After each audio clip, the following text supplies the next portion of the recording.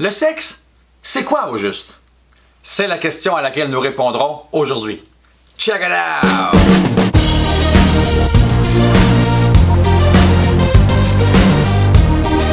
Darwin avait observé que le sexe entre deux individus non apparentés donnait une progéniture plus vigoureuse que celle obtenue par l'union de deux parents de même lignée.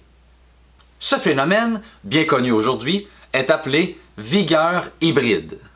Certaines familles royales du temps de Darwin, ayant vécu beaucoup de consanguinité, étaient d'ailleurs gangrénées par des maladies héréditaires comme l'hémophilie par exemple.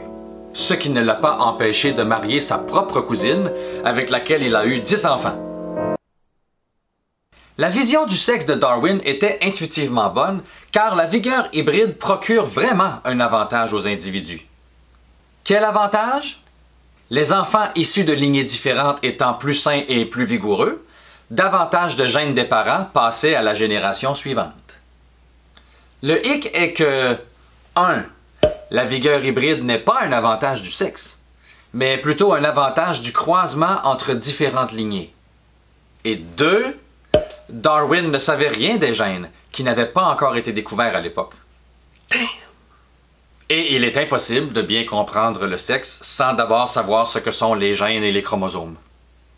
Pour des raisons de simplicité aujourd'hui, nous nous entendrons pour dire qu'un chromosome est une série de gènes. Cette structure représentera aujourd'hui un chromosome comportant 4 gènes. En réalité, une cellule humaine standard comporte 46 chromosomes sur lesquels sont répartis plus de 20 000 gènes. L'une des étapes clés de la mécanique sexuelle est l'union de deux cellules sexuelles, un spermatozoïde et un ovule.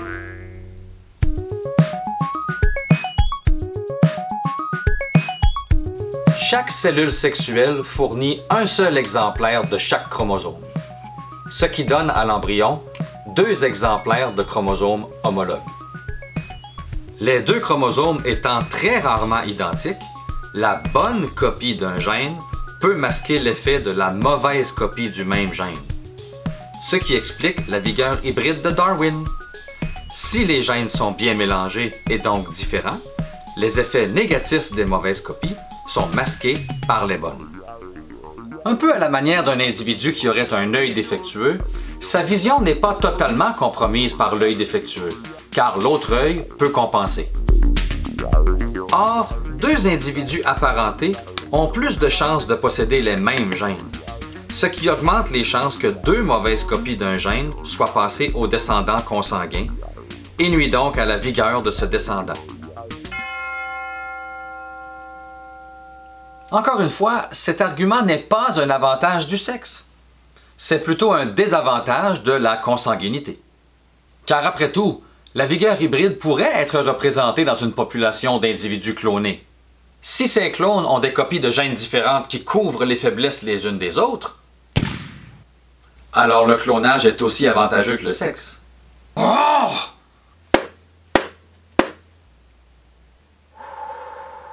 Si l'on cherche l'endroit où le sexe se démarque, il faut plutôt regarder du côté de la production des cellules sexuelles.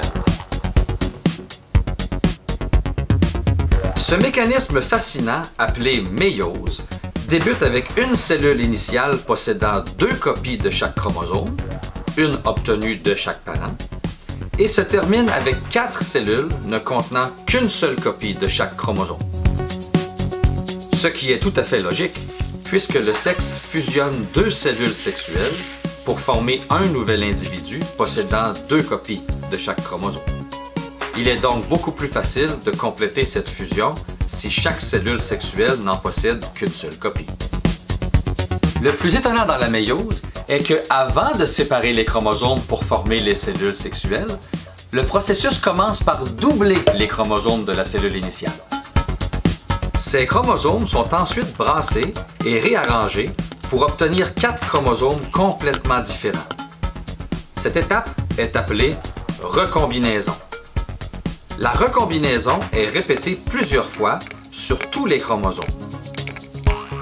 Ce brassage aléatoire crée de nouveaux chromosomes non seulement différents les uns des autres, mais aussi différents de tous les autres chromosomes ayant jamais existé. Au terme du processus, la cellule se divise en 2 cellules filles qui se divisent à nouveau en 2 pour produire 4 cellules sexuelles destinées à la formation d'un nouvel individu qui sera assurément unique. À l'image du croupier qui brasse les cartes pour distribuer une main unique à chaque joueur, le sexe brasse les gènes pour remettre à chaque individu une combinaison génétique unique.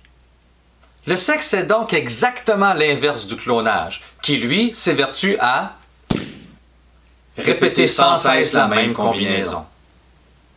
Le sexe, c'est quoi au juste? C'est la production acharnée de nouvelles combinaisons génétiques. Le sexe est même prêt à sacrifier des combinaisons gagnantes, rebrassant les cartes et distribuant de nouvelles mains à chaque joueur. La question ici est pourquoi? Quel est le réel avantage du sexe? Pourquoi le sexe est-il aussi répandu dans la nature? Des humains aux insectes en passant par les fleurs? Nous répondrons à ces questions dans la 3e et dernière partie de cette série sur la reproduction sexuée. À très bientôt!